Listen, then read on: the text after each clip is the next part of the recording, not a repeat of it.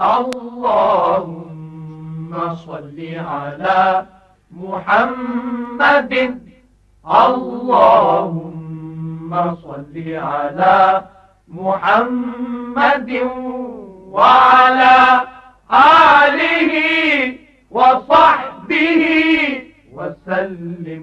وعلیکم السلام رحمۃ اللہ وبرکاتہ. ساس ماں کی طرح ہوتی ہے.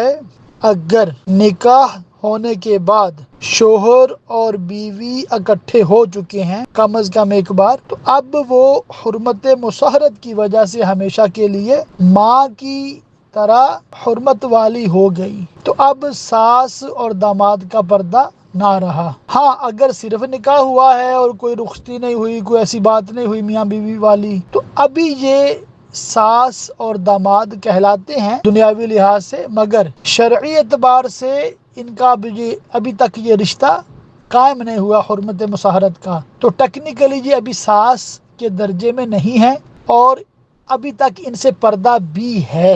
ہاں، اگر میاں بیوی اکٹھے ہو جائیں تو اب ساس ہمیشہ کے لیے ماں کی طرح ہے اور اب اس سے ماں کی طرح ہی معاملات رہیں گے.